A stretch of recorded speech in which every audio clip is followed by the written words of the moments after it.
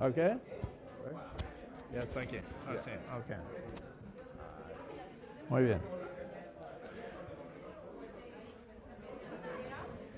Du kunde ta... Can you speak? For Yes, sí. them? Yeah? 1, 2, 3. 1, 2, 3. Okay. ¿Así? ¿Está bien así? Sí. Ok, bueno. Pon el mute.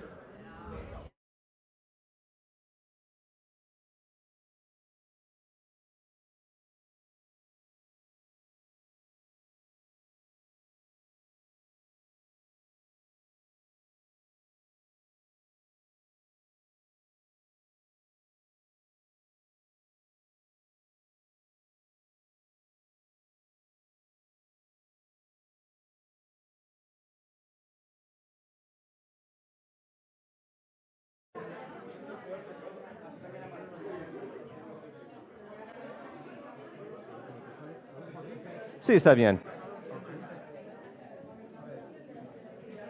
O no sé si cuando me siento va a ser, o lo pongo en el bolsillo. Sí, o en el bolsillo. En el de dentro, quizás. Aquí.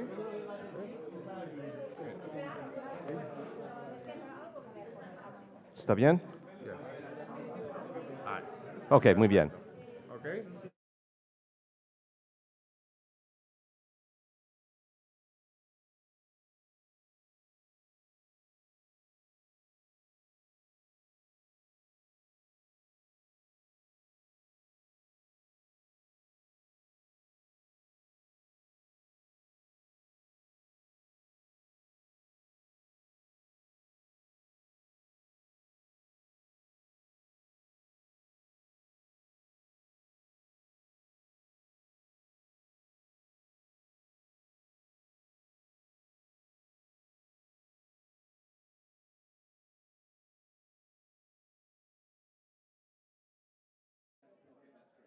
Hola. Hola. Aquí, ponlo aquí dentro, sí. Aquí. Así.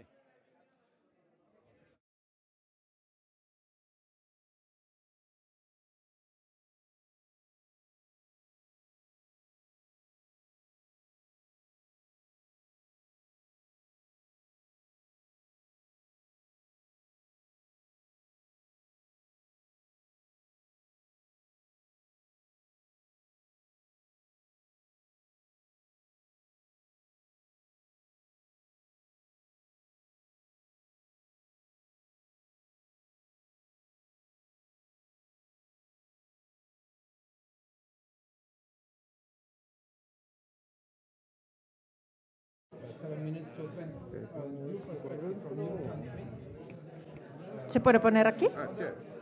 Sí. A ver. Gracias. ¿Sí? Ya.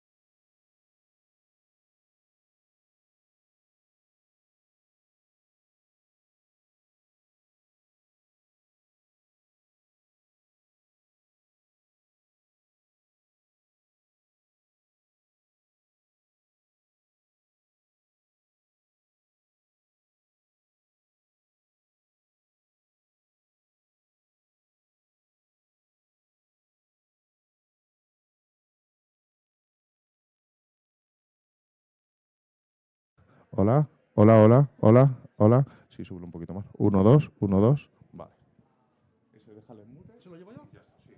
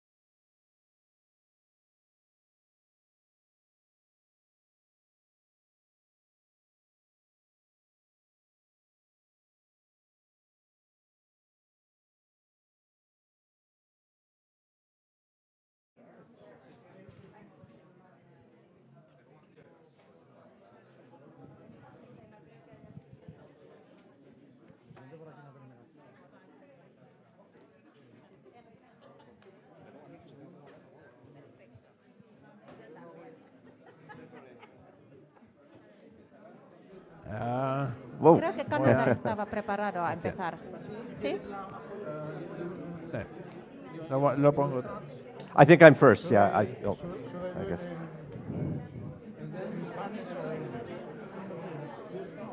It's okay, however you wish, yeah.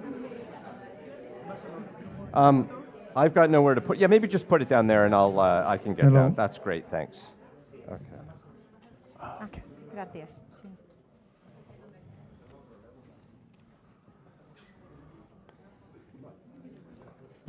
Sí. Cayó. Lo pongo aquí. No.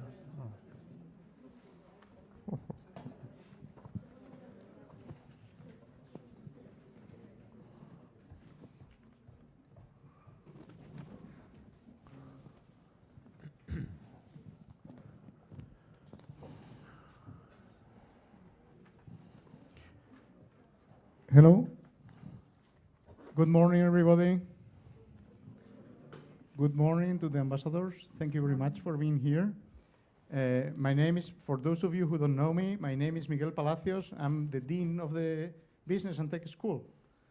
So I think I haven't had still the opportunity to meet many of you, many of the students of the school. I have to say that we are very proud to host this roundtable with you, the students, and with the ambassadors, because it's part of the DNA of the Business and Tech School.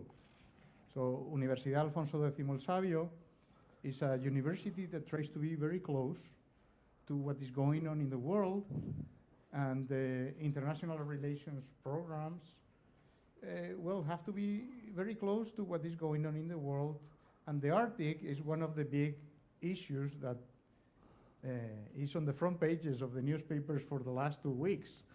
It is true that this roundtable was thought beforehand, and it's part of a larger initiative at the school, but it is true that now it's a real issue in diplomacy. As you know, the Business and Tech School is a school, and this is more for the ambassadors than for you, because you know it, you are students. It's a school that was created by Universidad Alfonso X el Sabio in order to bring together business and technology. So we have studies in business administration, international relations, marketing, law, in this marvelous building downtown Madrid, together with studies in data analytics, artificial intelligence, cybersecurity, computer science, math, and physics. Our understanding is that you students will need in the future to have both type of skills, both the managerial skills and the technology skills. And this is the reason for having this building. Within this initiative, we have an initiative that is very interesting, which is UX Labs. And I think the research project on the Arctic is part of UX Labs, in which students, you collaborate with industry or with governments in order to study and solve world's current problems. To give you an idea, we hope that the Arctic project is very successful, but to give you an idea of another example of a project, we just finished a project for the regional government of Madrid between the medical school and the marketing group on donations of, how do I say this in English? Medulla ósea.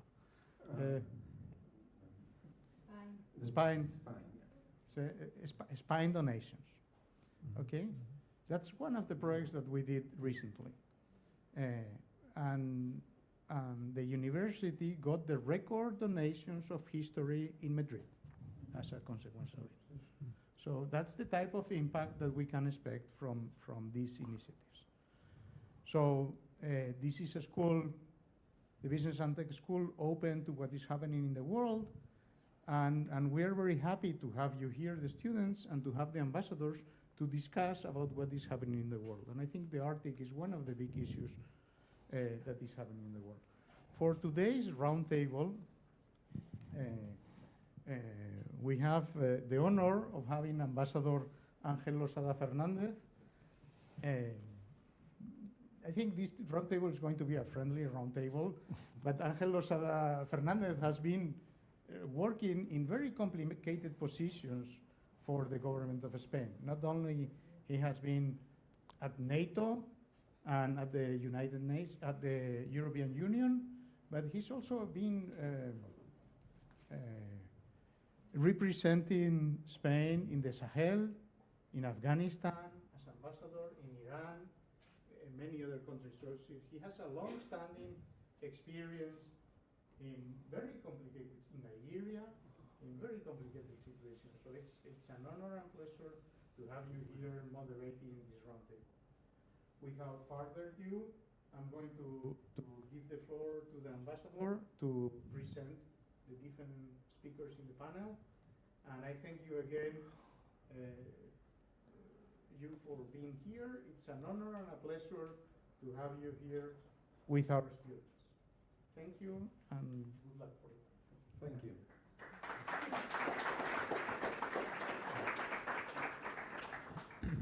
Of course, the first thing, I don't know if it works, yes? The first thing I would like is to thank the university, to thank the dean for this presentation and for the nice word he has just said, and also to welcome, it's an honor for me to welcome our ambassadors, the ambassador from Finland, Sari Rautio, the ambassador from Norway, Niels Augenstveit, if I can pronounce it well, and the ambassador from Canada, Jeffrey Marder. I will give their CV a bit later before they start. But let me explain you more or less how we are going to proceed, if it's all right with all of you. I will make a brief introduction, no more than 2 hours. A brief introduction about the subject, focusing mainly on the opportunities, the challenges of the international cooperation. And then after that, I will give the floor for 7 minutes to our dear ambassadors for them to expand their own national perspective, how they see the situation. Of course, they can tackle whatever subject they want, but maybe to focus more on their own country.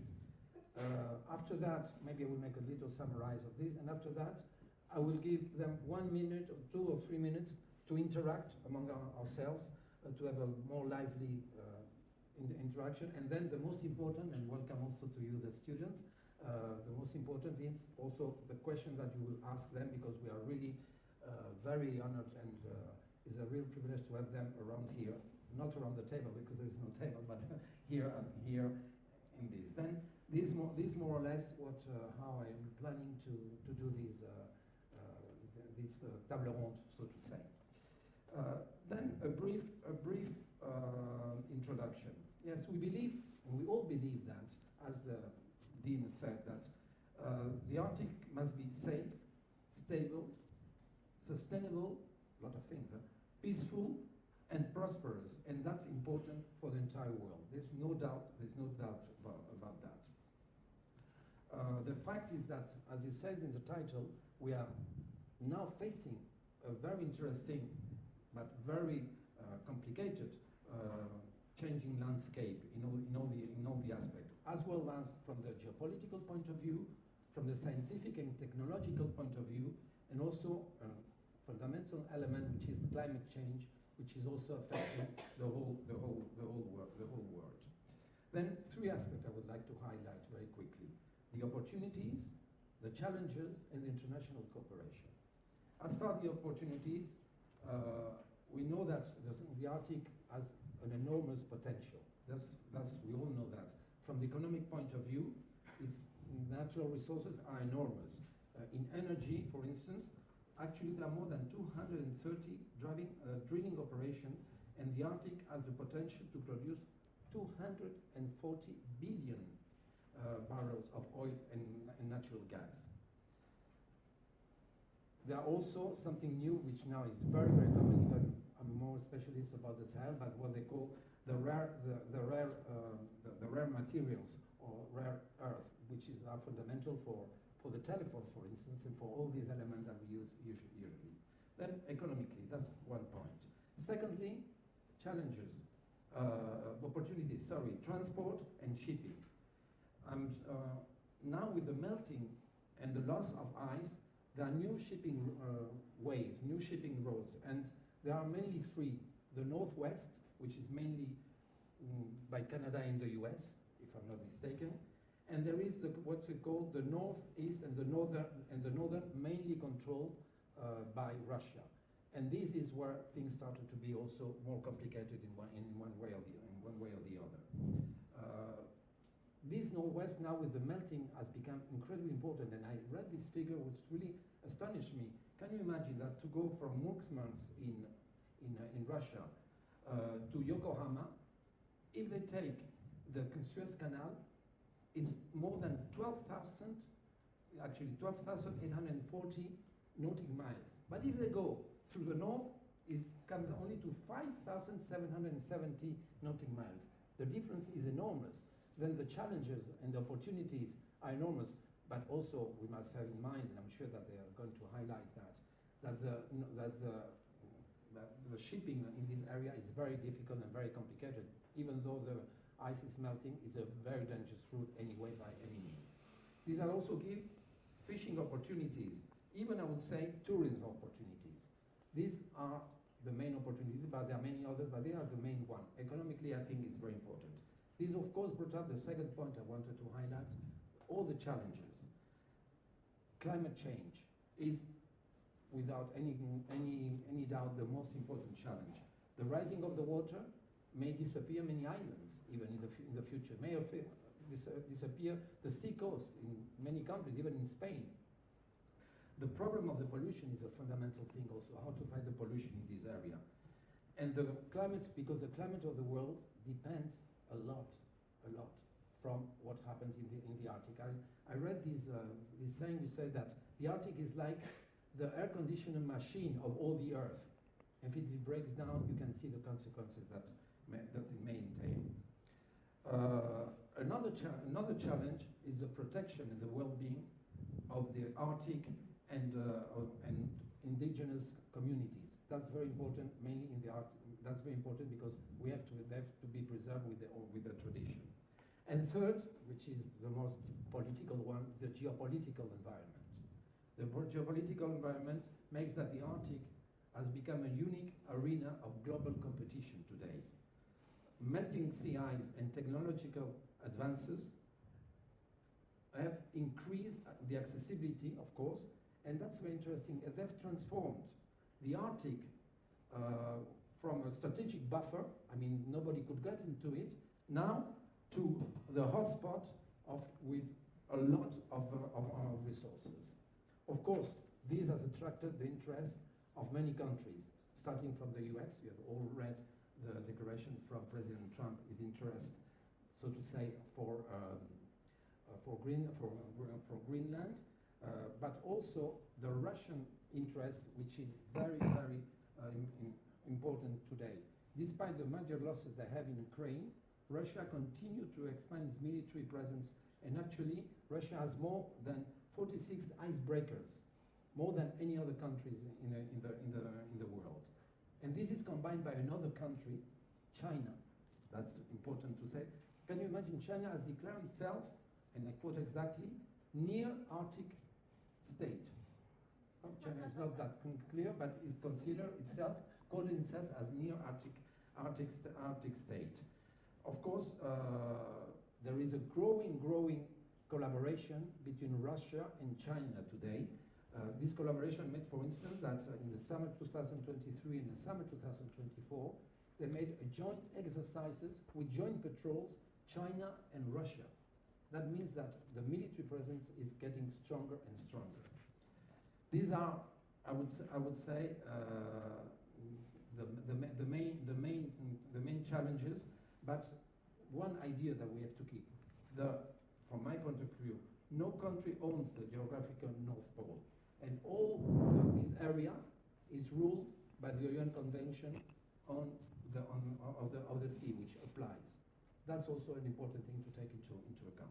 And third aspect I wanted to highlight also, the need of cooperation. There is a strong need of cooperation. Of course, there is the Arctic Council. In 1996, the Ottawa Declaration created this organization, which has 8 member states: Canada, US, Finland, Iceland, Norway, Sweden, Denmark, and Russia. There are the post of permanent observer.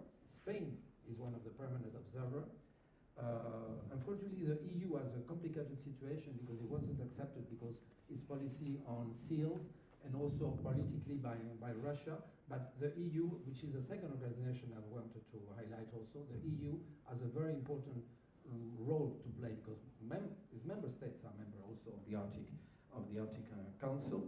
And I would like to quote the Finnish Prime Minister in 2019 who said, "We believe that there should be more EU in the Arctic and more Arctic in the EU." Actually, the EU, as I've been special representative for the EU, then I've been following that more or less. They've sent now a special envoy for the Arctic, and there is a EU update Arctic policy approved in 2021. And the third organization, which is now involved, you must be sure that it comes from what I said just before, is NATO. Of course, NATO needs to have a stronger policy with the Arctic. We need more cooperation. Most of the countries of the Arctic Council belong to NATO, and NATO needs a foreign policy. But I'm sure that our colleagues are going to talk with more details about this item. To finish, it is true that the Arctic states hold the primary responsibility to face all the challenges, but many challenges do not respect borders. That's why it's a matter of international cooperation, and we all need to work all together in this aspect with a strong cooperation and coordination, as the Arctic Council says.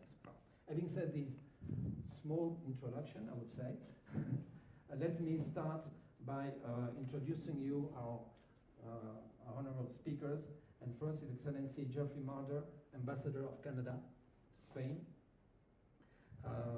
You joined the Department of Foreign Affairs and International Trade in 1997, and in Ottawa, you held assignment as Organization of American States Coordinator in the Mexico and Inter-American Affairs Division, Deputy Director, and that's very important, of the Aboriginal and Single Power Affairs Division, and you're a specialist in this matter. And also you have been, among other things, Director of the United Nations Division. Abroad, you have served as in the Permanent Mission of Canada to the United Nations in New York, and also have been in Santiago and in Mexico City. I've been in Santiago myself. And you have been Ambassador in Portugal from 2014 until 2018, and most recently, and that's also very important for us, you served as Executive Director of the Human Rights and Indigenous Affairs Policy Division. Excellency Ambassador, dear friend, you have the floor. Thank you very much. I'm going to give my presentation in English, pero primero algunas palabras de agradecimiento en español. Quiero agradecer la Universidad Alfonso X El Sábado por haber organizado esta sesión de hoy y el profesor Francesco por me haber invitado y haber involucrado a Canadá en todas estas cuestiones del Ártico. That was a great introduction, and I'm going to repeat you'll hear me repeating a few of the things that Angel has said, and I'm sure you'll hear my counterparts from Norway and Finland repeating some of the things. So just 2 points on that. If you hear something repeated, that means it's very important. And 2, it can help you remember it if you have to speak about Arctic issues or if you are tested on Arctic issues. But I'm also going to speak, obviously, a little bit more of a focus on Canada. And I think it's safe to say that the Arctic is an integral part of Canada's identity and territory. It represents over 40% of our territory and 70% of our coastline.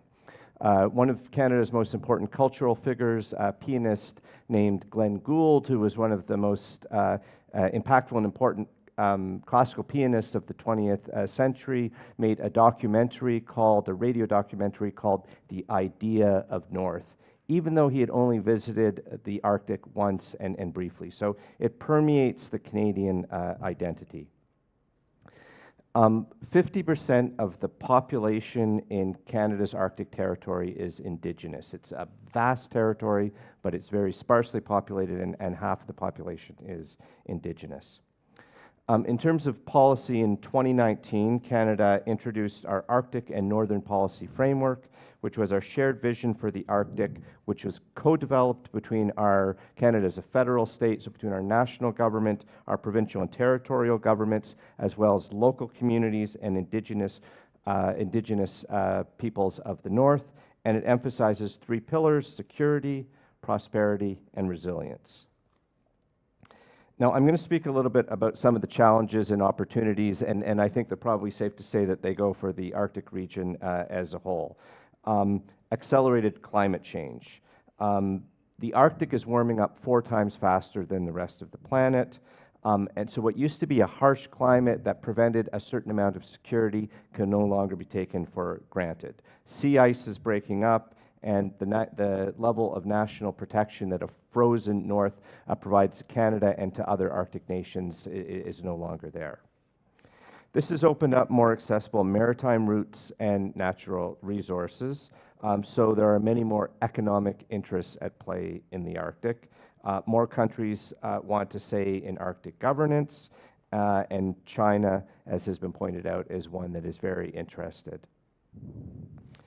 One of the factors that we're seeing, which has already been alluded to, is not only the newer interests of China, the ongoing interests of Russia, but increasing cooperation between China and Russia in the north.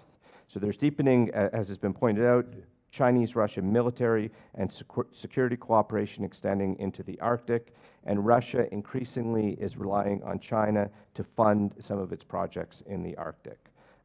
They have joint patrols by their warships and their coast guards in Arctic waters, and there are military aircraft in NORAD, in the NORAD area, which is the North American defense that is managed by Canada and the United States. Russia's illegal invasion of the Ukraine in 2022 has implications for the Arctic. It has shaken the foundations of international cooperation in the Arctic, which used to be a zone of low tension with the Arctic Council as the forum for cooperation. However, the invasion of Ukraine by Russia has changed that, and our policy is that it cannot be business as usual with Russia. And then finally, I'd like to speak a little bit about Indigenous engagement. Continued understanding, at least in Canada, and the need for meaningful engagement with Indigenous peoples and peoples who call the Arctic home is fundamental to all our policy development in the Arctic. We have a saying that we use in Canada, it may be used in other places as well, but when we're engaging with Indigenous peoples, nothing about us without us. So there used to be a time where in Canada, policies affecting Indigenous peoples from southern Canada, but also from the north, would be made with limited consultation or conversation. So in the capital, policies would be made and then they'd be rolled out to Indigenous communities. That is no longer the way of doing business. So in Canada, we do not develop any policies that have implications for Indigenous peoples without their full engagement. And obviously in the north, where 50% of the population is Indigenous, that has really deep implications. And part of this is, I guess I would say, is we think it's the right thing to do, and any policy development that has the buy-in of the people that it will be affecting will be in a more effective policy, but it's also consistent with the UN's Declaration on the Rights of Indigenous Peoples. So in 2019, we launched our Arctic and Northern Policy Framework, but only 3 months ago, in the middle of December, we renewed that policy with the launching of our Arctic Foreign Policy. And it has a few basic elements, and that's what I'll go through now, and then we'll pass it to the next speaker. One element is asserting Canadian sovereignty in the north. We take a rules-based approach to Arctic boundaries and deeper security dialogue amongst like-minded Arctic states. So that's obviously all Arctic states, Russia being the challenging one. Pragmatic diplomacy. So Canada prioritizes cooperation with Arctic states, with the United States and our Nordic partners as the most important partners that we deal with on the Arctic. But we also acknowledge the need for broader cooperation because what's happening in the Arctic affects many countries, particularly with regard to climate change. So we prioritize cooperation on Arctic issues with countries that share our values, countries that absolutely includes Spain. We are supportive of ongoing leadership in Arctic governments. For this reason, we would like to see more funding to the Arctic Council. And then finally, an inclusive Arctic diplomacy, which is the need for our Arctic foreign policy to remain connected to the peoples, both Indigenous and non-Indigenous, that live in the north of Canada. And I'll stop there. Gracias. Thank you. Thank you, Ambassador. Yes, I think if you allow me just to summarize this very deep and very important statement that you made. I mean, climate change, of course, you must recognize that. Russian illegal invasion as a strong element. Indigenous policy, and I like very much what you said in your foreign policy framework, that your Arctic foreign policy framework, this pragmatic approach, pragmatic diplomacy with like-minded among Spain. I hope it is also there, and how you're going that way. Thank you very much, Ambassador. Then now turn to another Arctic, really Arctic also country. The ambassador of Finland, Sari Rautio. Sari Rautio was since 2018 and until her appointment of the Political Security and Crisis Management Unit at the Finnish Ministry of Foreign Affairs. Prior to that, you were the head of the EU's Common Foreign Security Policy Unit after having served as Deputy Ambassador at the permanent representation of Finland to the EU Political and Security Committee, PSC, in Brussels, COPS, where I usually also intervene very often. You have been posted in many places, among them in Ethiopia, and that's very important also in the Russian Federation. That we have also a very important overview of the political situation. Sari, you have the floor. Thank you. Thank you so much, and yo también voy a agradecer al principio a la universidad por invitarnos a hablar de un tema que es muy importante para nosotros. Agradecemos el interés en general en España hacia los temas árticos.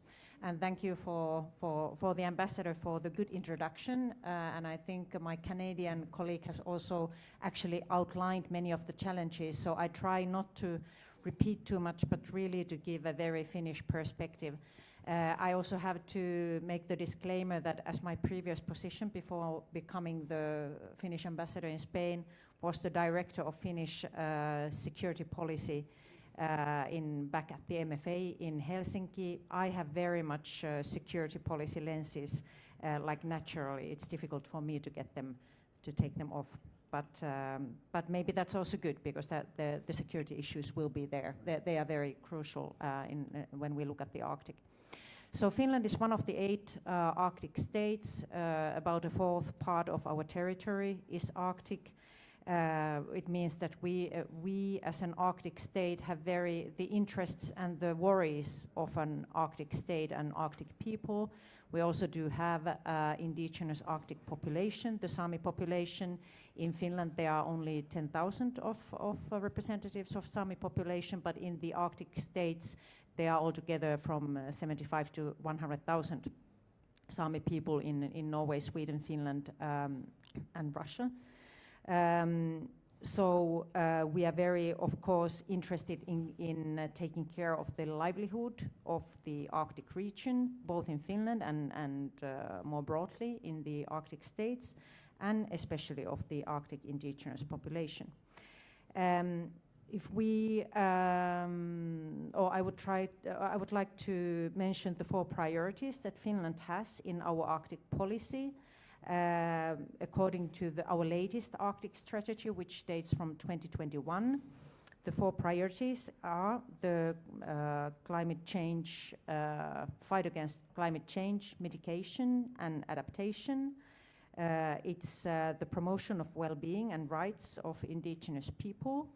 It's the Arctic, the development and the spread of Arctic expertise in what comes to livelihoods, research, Arctic knowledge, science specific to the challenges of the Arctic regions, and then of course infrastructure and logistics that are kind of the backbone of any economic activity or security of supply or security, let's say also military security.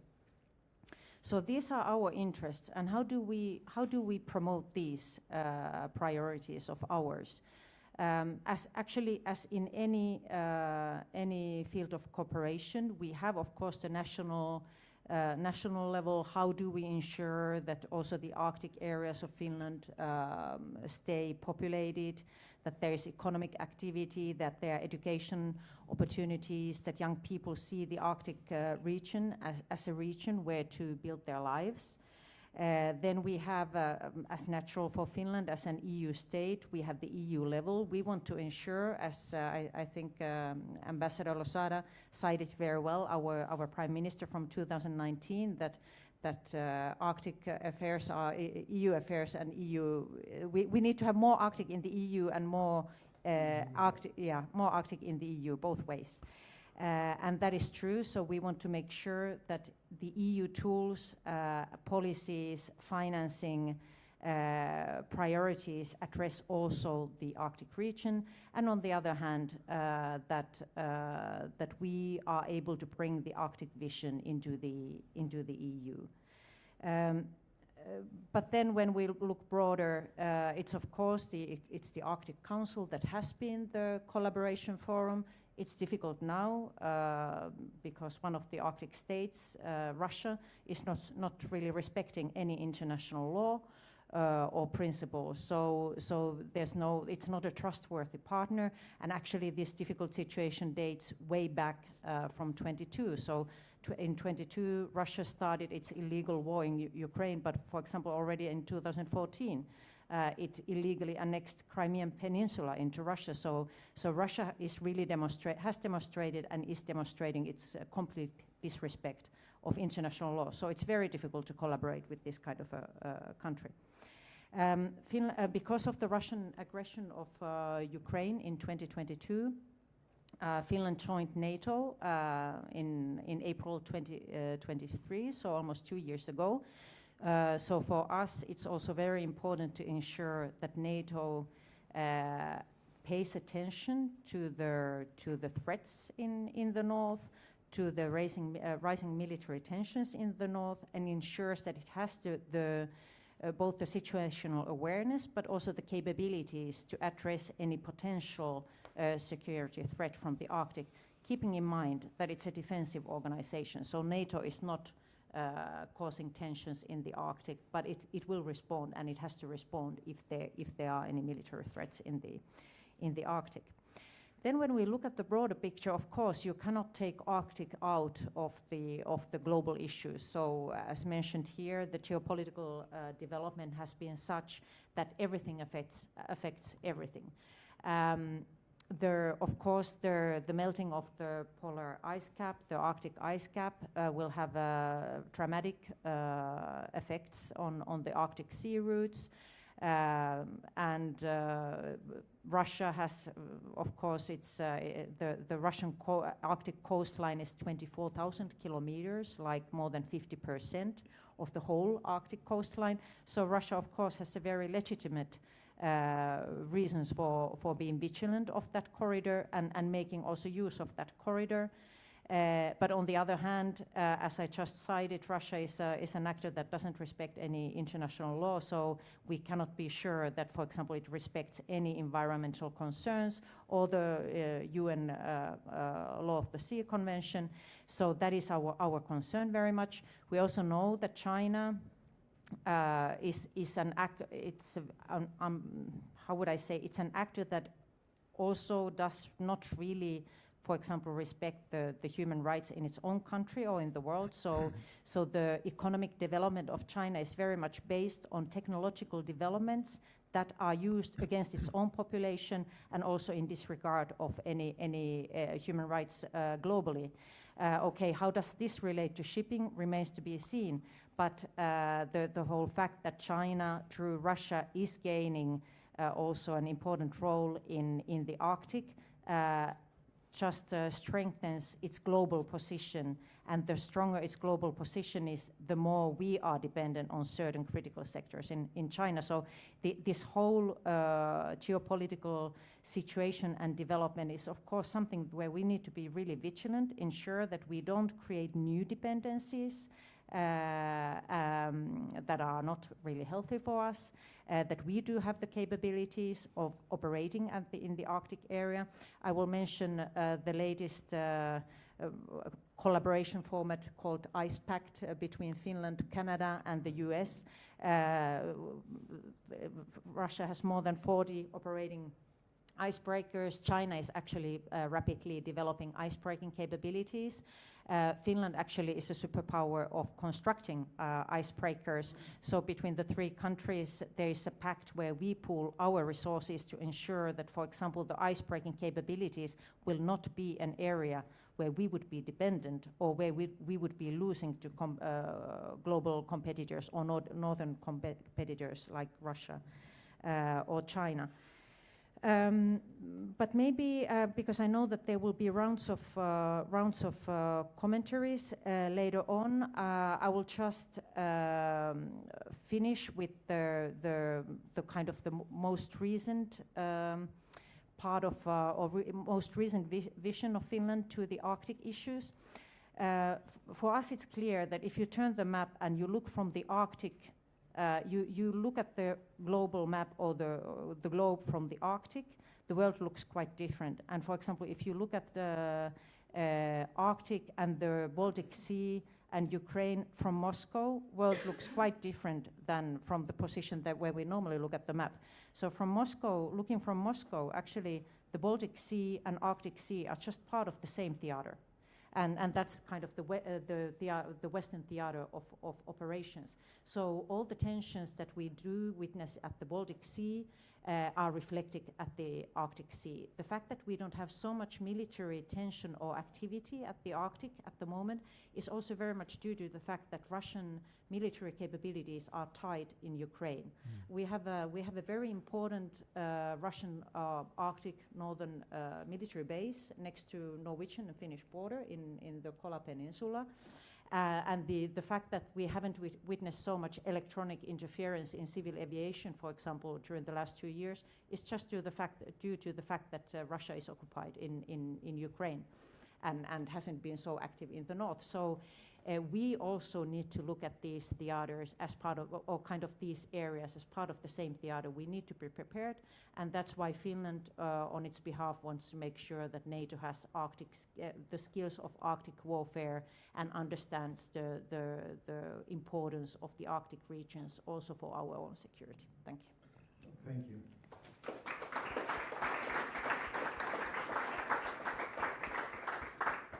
Thank you very much, Sari, for the also very deep and very interesting contribution.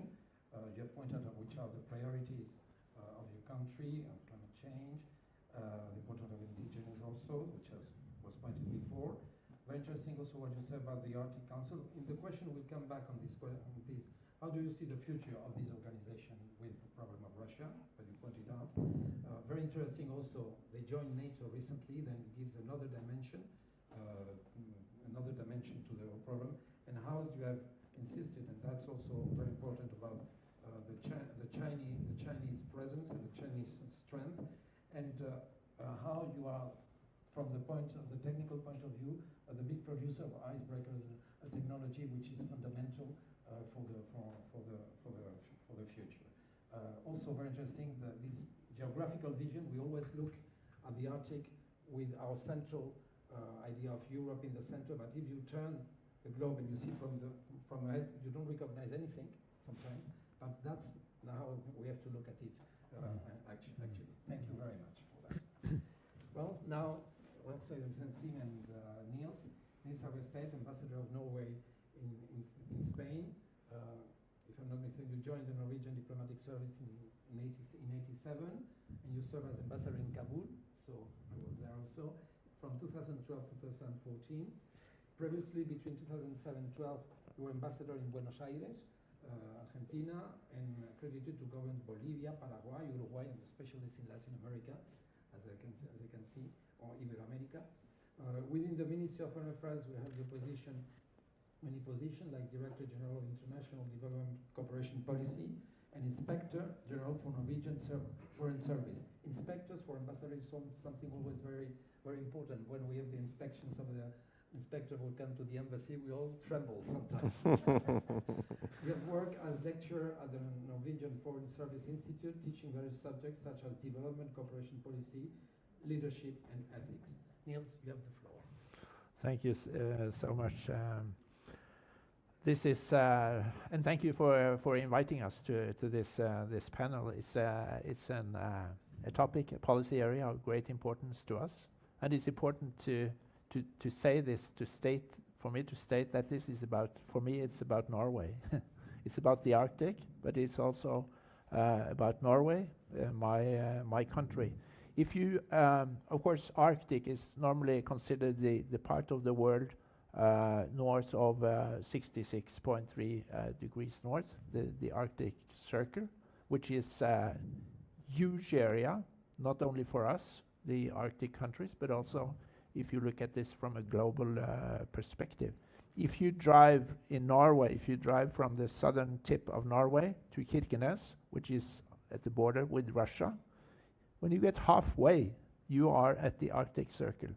And then you've been driving for 2 days, and you have 2 or 3 days to go. That's how it is. So about 9% of Norwegians live north of the Arctic Circle or in the Arctic. That's about 500,000 people. Approximately 40,000 of them are indigenous people, a little bit less perhaps. The Arctic is important for us. It's an important part of our economy, of our culture, of course, but also in terms of science and security, as we've been also talking about. So then you understand that for us, when we speak about the Arctic, it's about foreign policy, but it's also about our domestic policies. So I hope you have some questions concerning that, because it's interesting. A key institution in this regard is the Arctic Council, which was established in 1996. I think you said already that it has 8 member countries, 6 permanent indigenous representatives, different indigenous organizations from different countries, and 38 observers, countries and institutions. One of the countries is, of course, Spain. Another country which has been referred to here is China. So Norway is presently chairing the Arctic Council. And I think that our priorities in that regard summarize, in a way, what we look at as the major, should I say, concerns in relation to the Arctic, at least most of them. First of all, one of the key priorities for us has been the oceans, simply. 70% of the Arctic is ocean, so it's and we know that the marine environment is under pressure. We need to be more aware and make the world more aware of that, and to get more and to do more science research in relation to the ocean. We need more coherent policies in order to protect the marine environment, and in order also to make sustainable use of the marine resources. And then we've also heard about the importance of sea routes with regard to the ocean. But how we manage the ocean is key. And then, of course, climate and environment, great importance. Temperature increase in the Arctic is 3 to 4 times faster than the global average. So I think by raising awareness about this, about the climate change in the Arctic, we can we kind of can make a point of the importance of supporting the and following up the Paris Agreement and international climate action, because we see some of the impacts in the Arctic, and it's very preoccupying. Arctic is also about sustainable economic development in many regards. Resource management is one of them.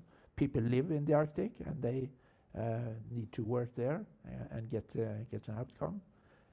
So how we manage the economy and the resources in the Arctic, that's key for social development and people's lives there.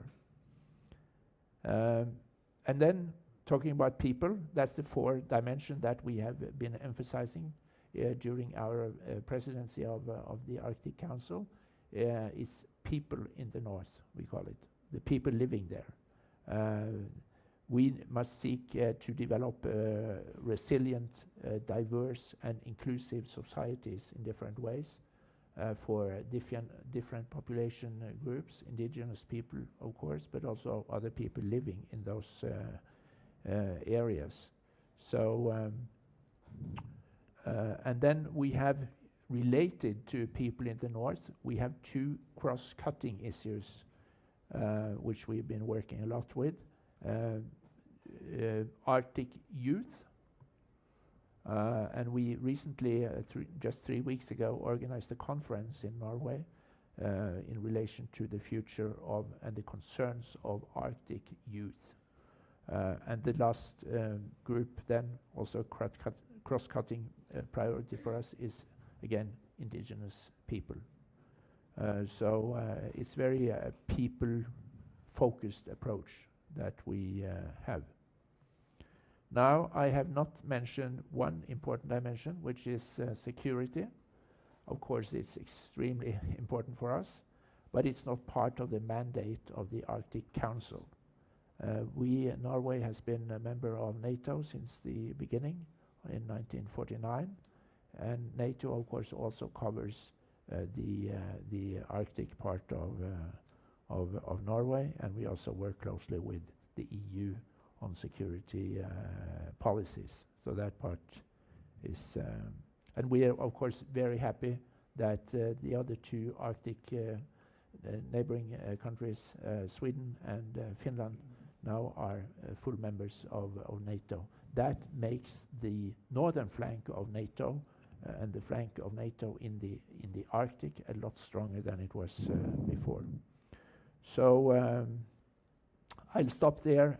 I think I'm really looking forward to your questions and comments, and that will be the most interesting part, perhaps. Thank you.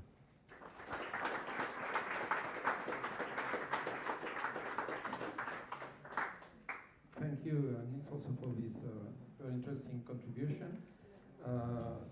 You have pointed out, if I may say, the importance for your foreign policy of the Arctic, and recall that 70% of the Arctic is oceans. I mean, that's also an important thing to take into account. You said that you're now the presidency of the council. One of the questions I will say, how did you manage, because the former presidency, if I'm not mistaken, was the Russian one. How did it pass from one to the other, if it was easy? You're the first one to mention, I didn't mention myself, but it's true, the Paris Agreement. How is it going to be affected after the recent declaration we all know about, and how is it affect the Arctic one? Of course, security is fundamental. You made a strong on the people, on the youth, also something new, also the youth. But we all are on the same line, actually, about the importance of indigenous people in the area. And you recall something that maybe we know that the council has no mandate to any kind of security, but nevertheless is affected by it, whatever we like it or not, and is the north flank of NATO, and we are all members of NATO, and that's something also very important. Thank you very much. Then I will start maybe with 2 or 3 questions or some reaction you may have from what you have said. But for me, one of the questions is, how do you think is going to affect? How did you pass the presidency? That's interesting. How Russia? What kind of collaboration you had with Russia? You had to have with Russia, and what is the future of the Arctic Council in the circumstances that we live today? But NATO also.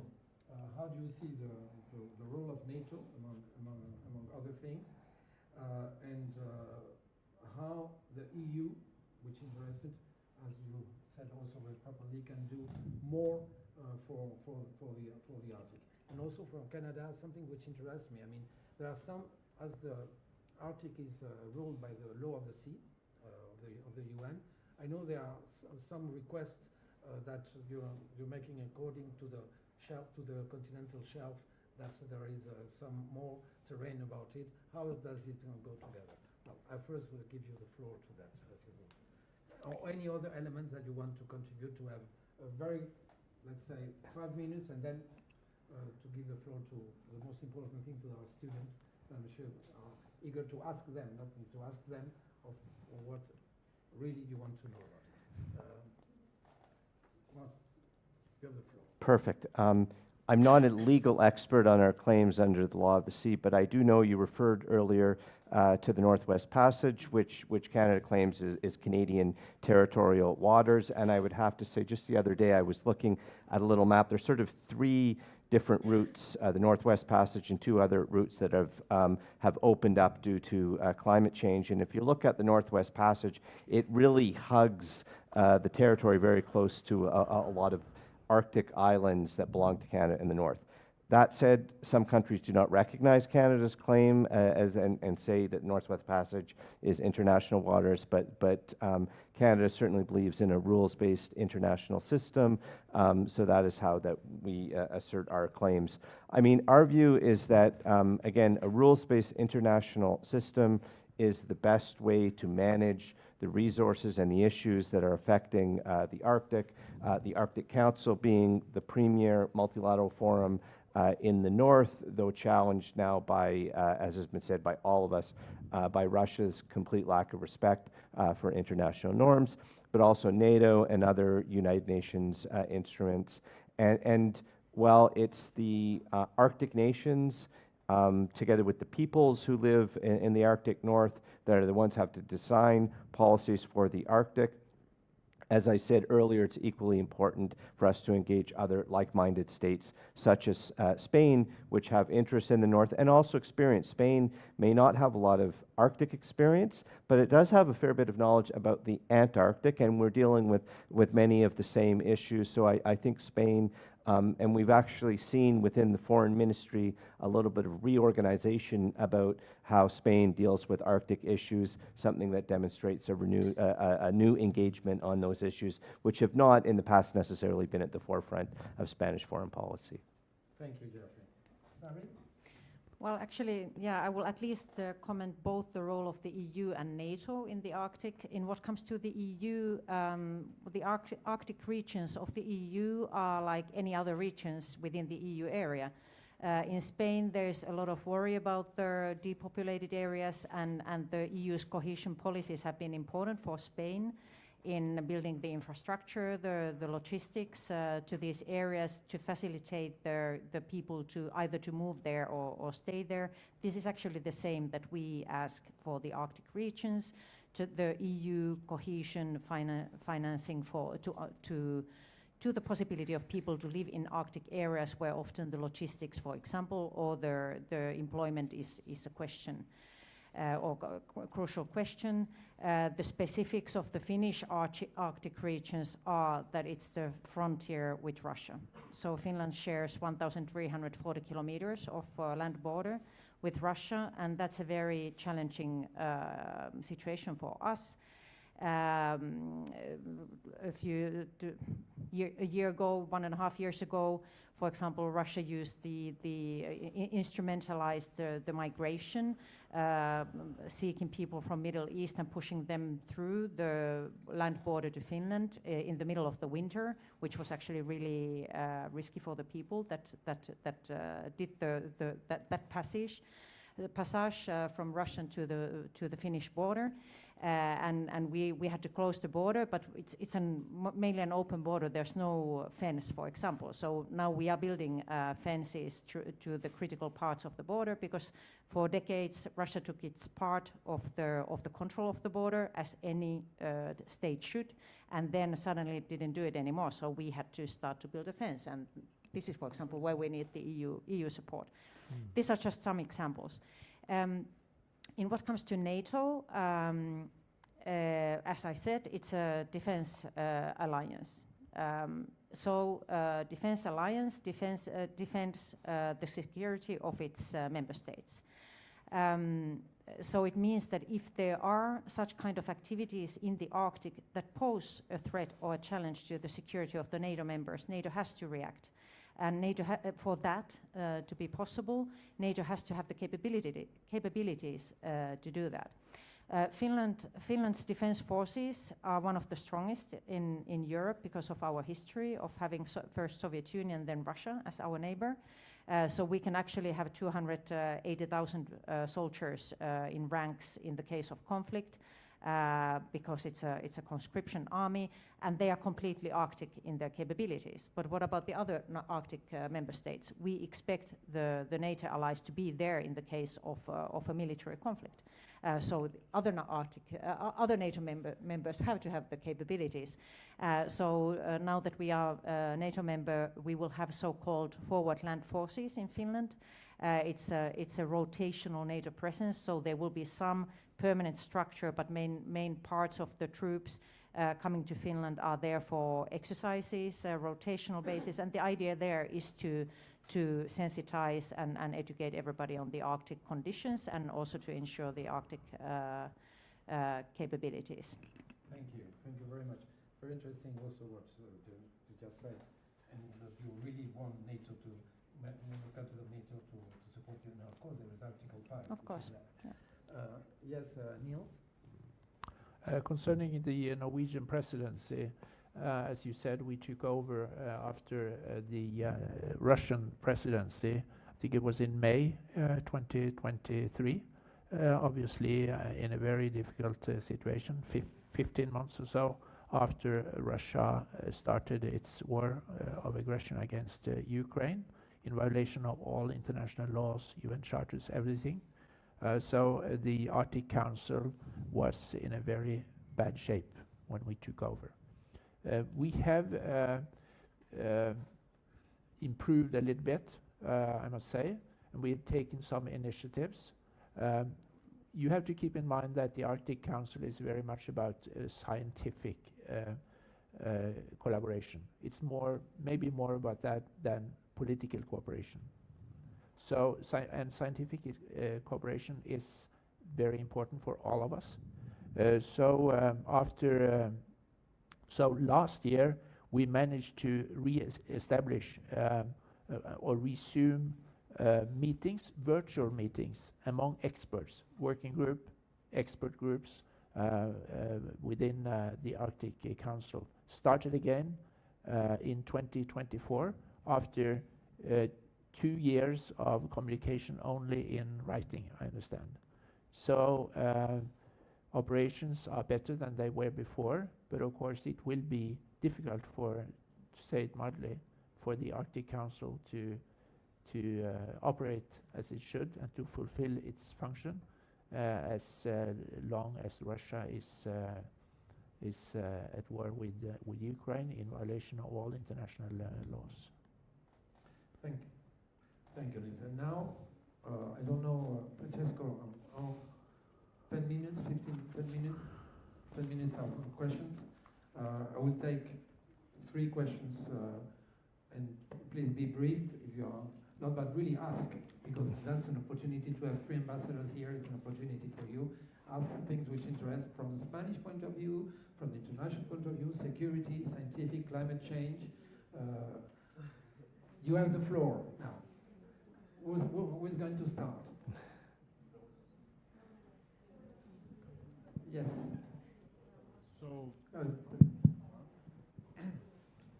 So how much does the collaboration of Russia to be able to use that Arctic transport passage to get to China from, for example, Europe, like to use that passageway that is now opening for trade, do we need to collaborate, or do they have to have any part, or would they be able to, like Europe be able to use it any way they'd like to?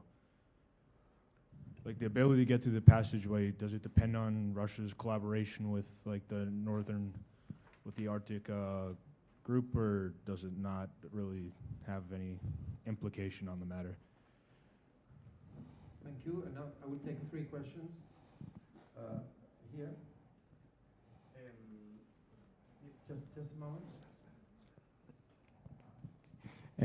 Thanks.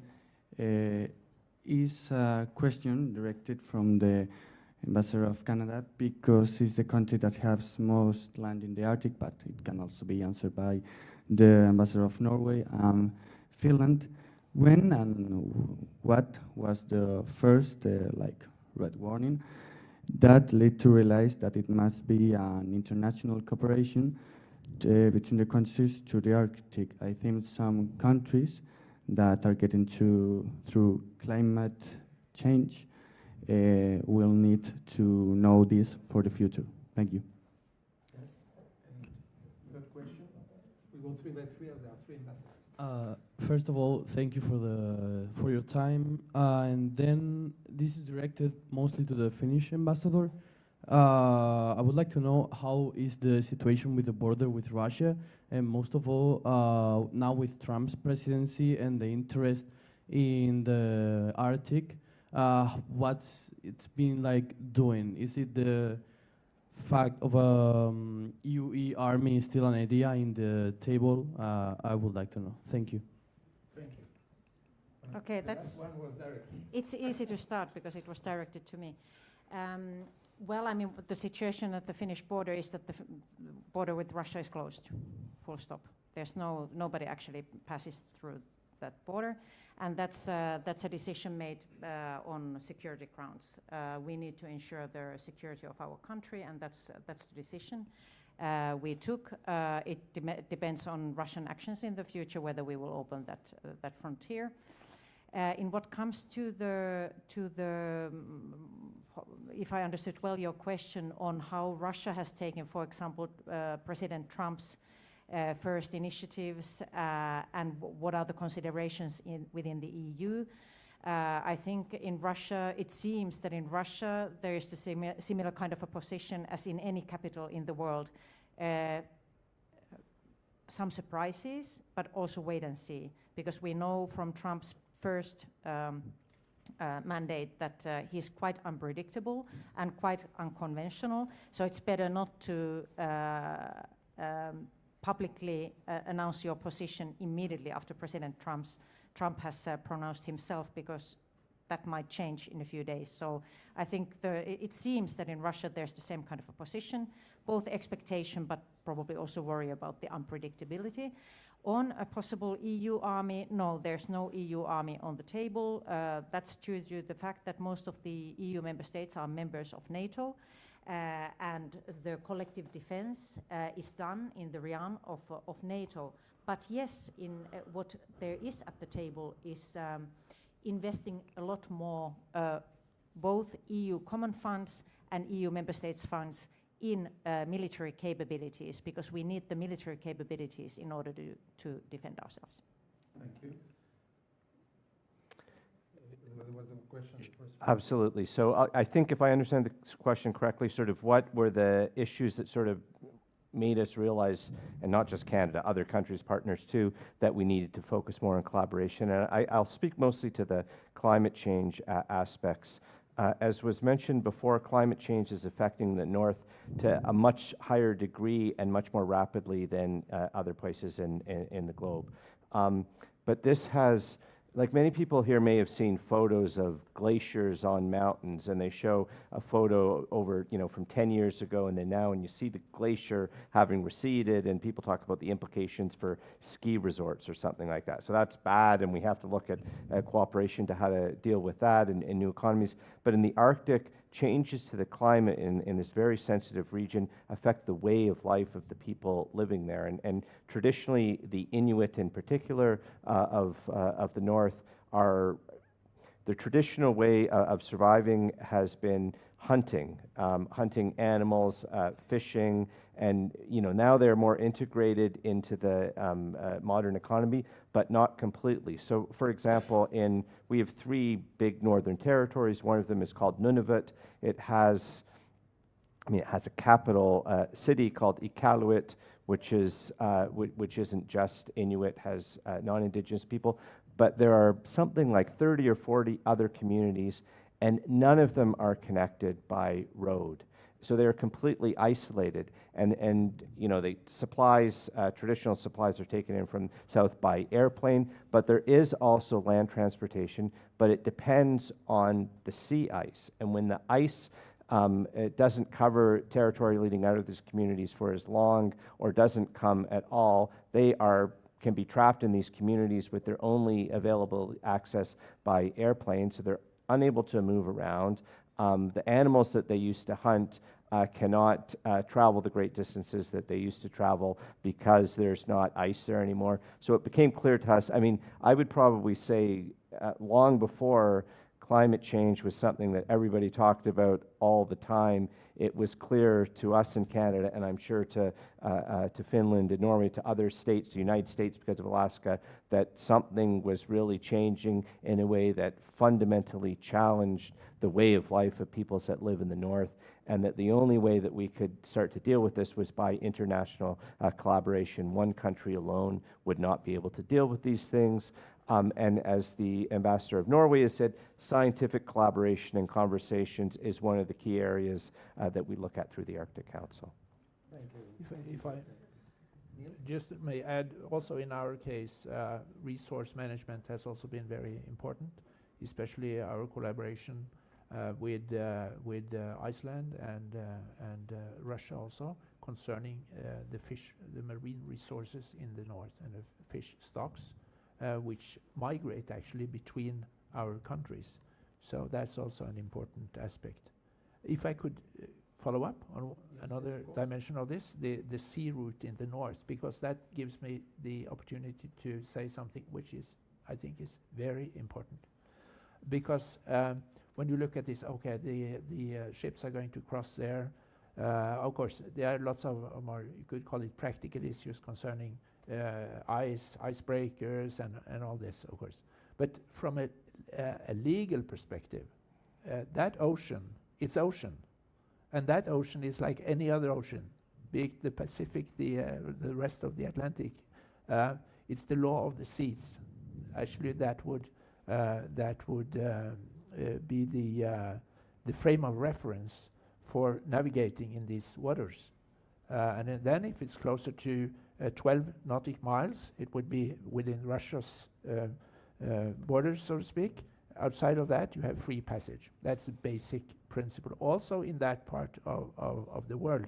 And then you have the IMO, the International Maritime Organization, specific regulations concerning the areas, also in the close to the Antarctic, and so on. I'm not into all these rules and regulations, but there are special concerns in relation to navigating in these waters because of the risks and so on. So, but it's well regulated. It's not an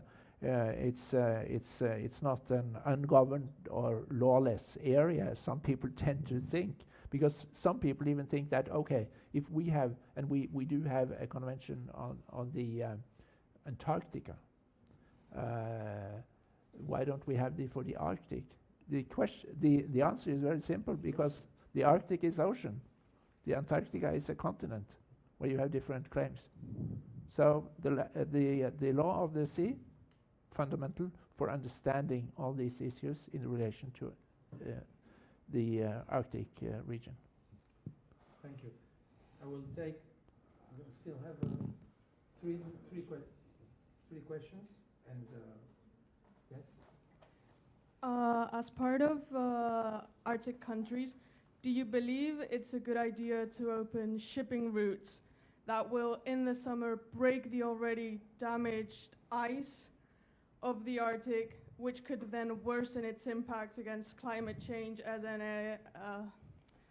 a temperature regulator for the whole globe and not only for the Arctic?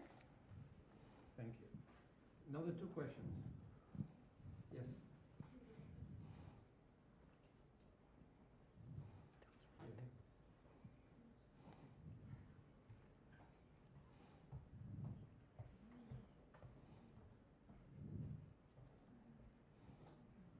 My question is about native people.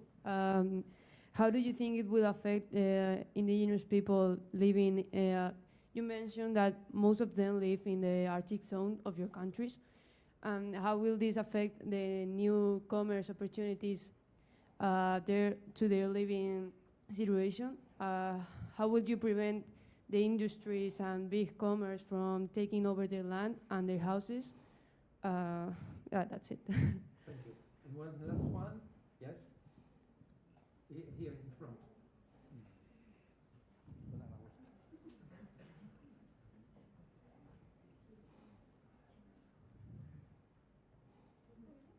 If there is another one also, you can take 4 questions. And if there is somebody else, if not, no more. Okay. Yes?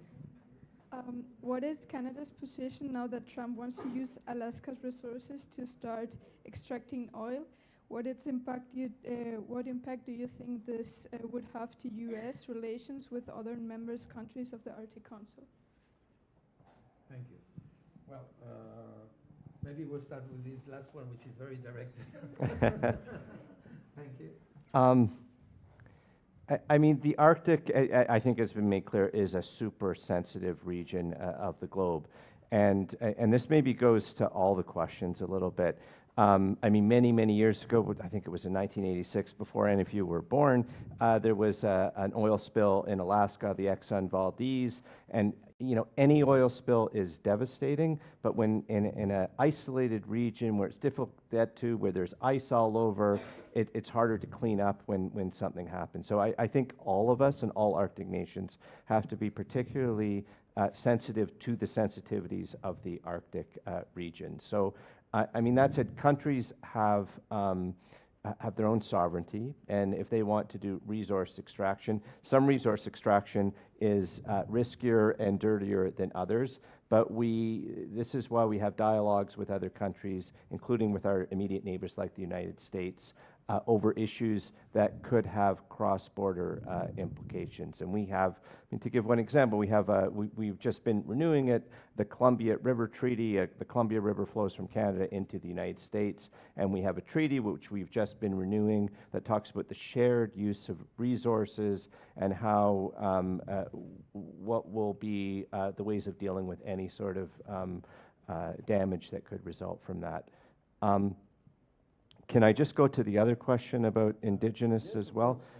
You know, that's a great question as well, and that's why in Canada, and I imagine in other Arctic countries as well, but in Canada, I mean, in the past, you used to go in, and a mining company might go in and dig a mine for resources, and only afterwards think about how it was affecting not just Indigenous peoples, but other adjacent communities. But now we have huge, if a company has the right to mine a mineral, be it in the south of Canada or in the north, there are huge impact assessments done, and all the stakeholders that would be that are adjacent to it or that could be affected by a project have to be on board with the project. So we have many instances where Indigenous communities are partners in resource extraction projects. And there are instances where Indigenous groups say, no, this is our traditional territory and we're not going to allow resource extraction here. So it's a long and complicated process that involves private companies, could involve our national government, and typically our provincial governments, which have the rights to resources below the land.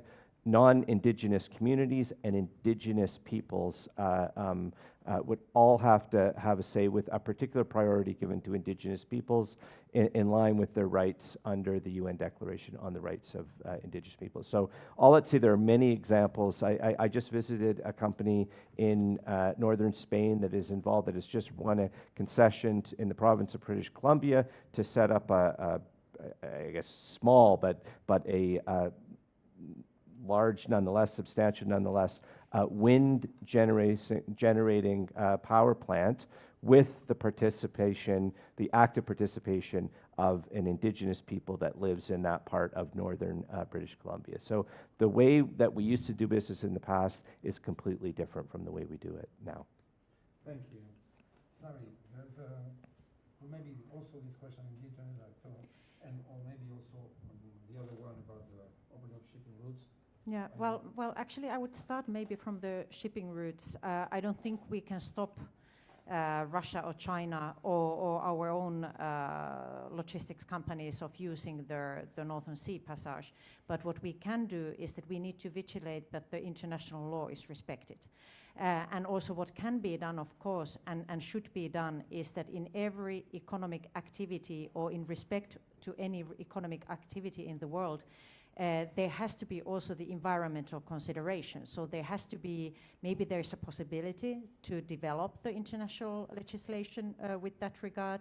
Maybe there's an opportunity, and there is of course always the opportunity of improving the technologies of the shipping. Maybe we will see hydrogen powered ships used in the world solely in the next 50 years. You are the young people who are actually there to make sure that everything, all the economic activity in the future, be it commerce, be it the shipping of that commerce, is done within kind of with the international eyes looking at it, with the regulation, with the economic opportunities of green transition, with the technologies that actually make it more environmentally sustainable. And this has to do with the fact that the Arctic nature, as said by the colleagues, is so sensible. As said, it's heating up 4 times faster than the rest of the planet.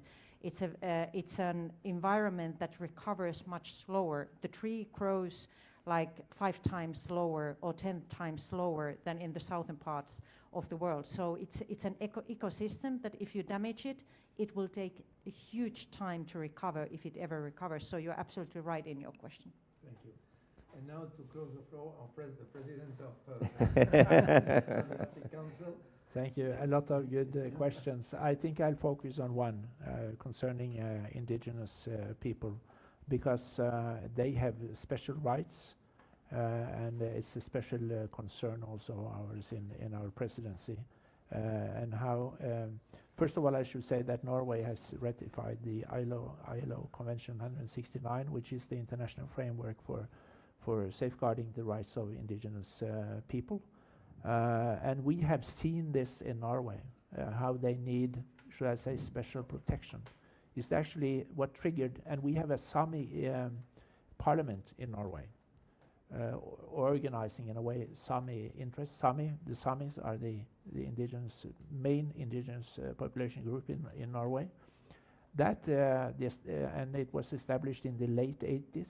What actually triggered the Sami parliament was a huge hydropower project in the area where the Sami lived. There were protests, and they actually lost the battle in the early 80s. The dam was built, but it eventually ended with a more thorough political process in Norway, and the establishment of the Sami parliament, which is a very important part of our system. We also have a special law in Norway. It has the name of the northernmost province in Norway, Finnmark. It's the Finnmark law, protecting land rights and traditional rights of the Sami population, which is also an example of how we have approached this.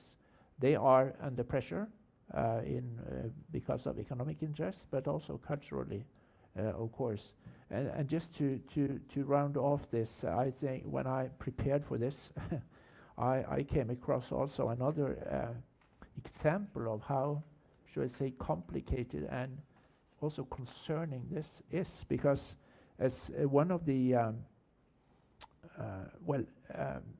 the initiatives that we have taken is related to public health. It seems a bit far-fetched if you look at what we have discussed, but climate change impacts the natural environment, which in turn influences public health. So therefore, we have taken an initiative to enhance Arctic cooperation on public health, with particular emphasis on mental health among young people and indigenous people. So environment has an impact even on the health situation and mental health in particular in the Arctic. Sorry to stop there. I should have been more, but it's important to convey this. I think this is very much about awareness, being aware of what's going on, and about facts. Policies should be fact-based, and therefore also all scientific collaboration in this area is very, very important. Thank you. I would not like to finish without again thanking the university, the dean, also Professor Francesco Antolini, and all who have contributed to that, also Alfredo, and also the students, and for your questions, for your participation. Without you, this shouldn't take place, but also the exchange, the honor that I have to make this exchange of ideas. What you said, awareness is very important. This contributes for this awareness. I will ask a round of applause for our three ambassadors here, who have really contributed a lot to give this awareness. Thank you very much, and thank you to the University of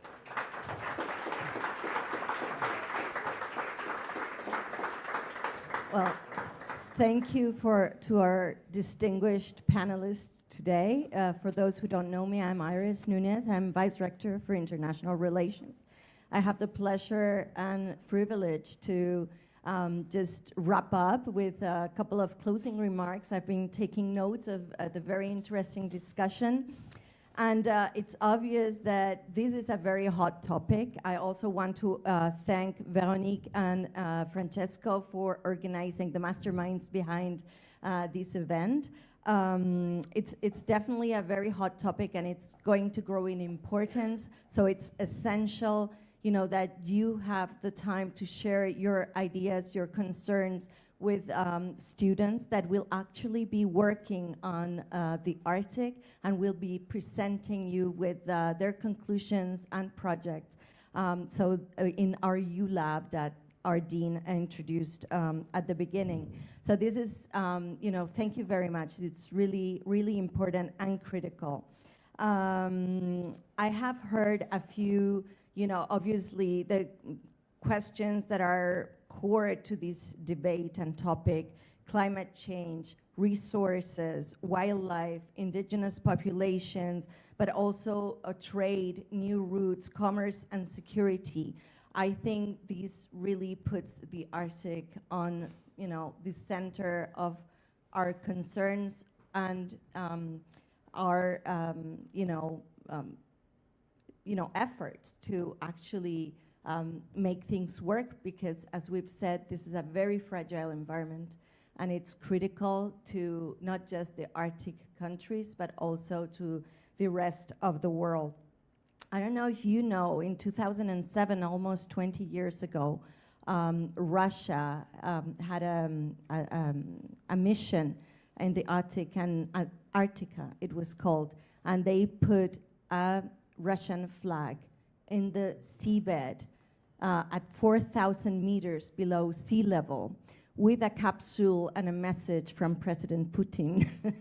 I think that 20 years ago was already, you know, a very clear claim, and very maybe unfriendly, because it raised a lot of concerns at that time already. And I think, you know, it also, you know, actually shows the big interest, the big potential, and the big, you know, need for collaboration that this part of the world needs.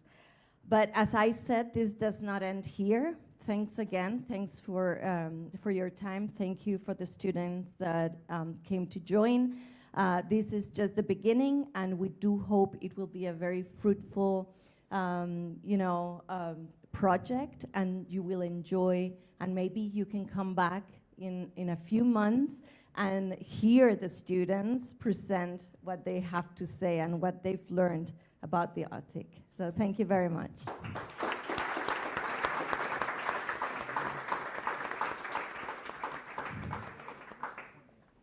Thank you.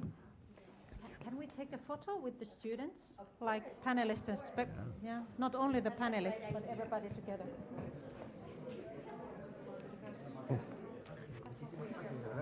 Yeah. See, we apparently agree on most. Yeah, we should maybe, as long as we don't have Russia in the room.